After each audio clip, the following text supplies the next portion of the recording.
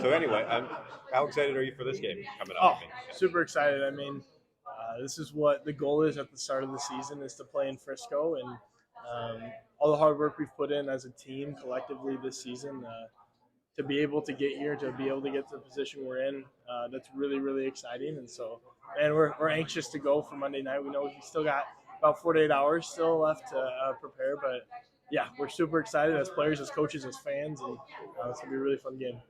yeah, I mean the wait. I mean, this is a little shorter than in the past. I remember in 21 it was like 3 weeks, so this is only two.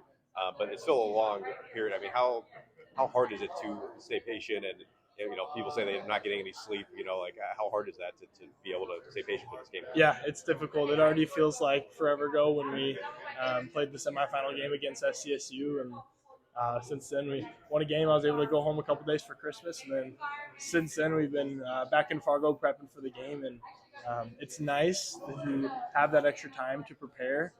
It gives us an advantage to dig into film more, dig into the game plan more, but at the same time, it leads to a lot of anxiousness waiting for that game. It feels as if it should be closer than it always is.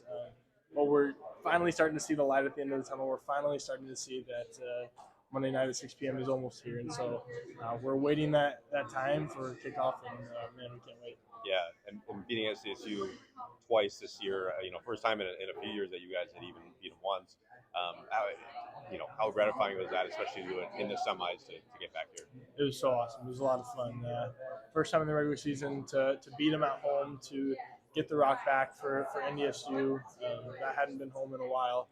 That was really special. And then obviously playing them again a second time, also in the Dome in the semifinals for a trip to Frisco to win again with what was on the line, what was at stake. That was also really special. And so to do it twice is to beat the same team twice in one season is really, really difficult. And so we're thankful we were able to do that, and thankful for the opportunity to play in Frisco. Yeah. Is this your first or second or third trip to Frisco? This is my third trip. I was a true freshman in 2021, so I didn't play in the game. 2022, I played mostly on special teams, and then this will be my third trip. So obviously some experience seeing Montana State last year in Bozeman and in that 21 game. What do you remember most from 21? First off. Yeah, I remember Tommy going down the first drive of the game, and obviously that's unfortunate. We never want to see anything like that, but we were able to control the game. We were able to get out to an early lead, and then our defense played really well. So we were able to keep control of that game for the most part. And then last year, obviously a wild back and forth game, overtime win. Man, that was a lot of fun.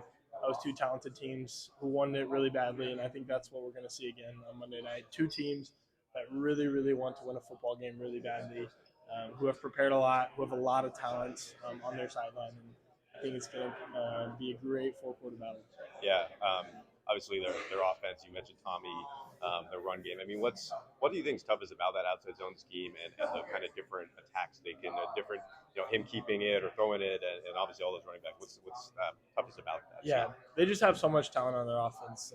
2,000-yard rushing running backs, a quarterback up for the Walter Payton, O-line that has a lot of size, a lot of experience, doesn't make a lot of mistakes.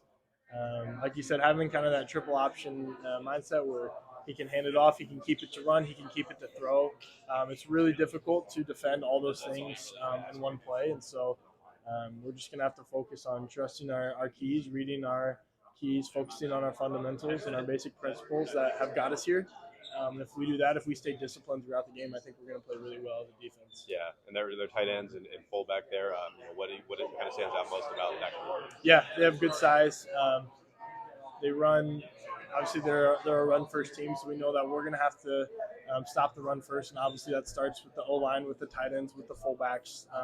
They're physical, they're big, they're strong, they're tough, and so our emphasis is going to be getting knocked back, playing on their side of the ball. If we're able to do that, if we're able to stop the run and try to force them to be one-dimensional, try to force them to throw the ball more than they'd like, I think that's what's going to give us success. Sure.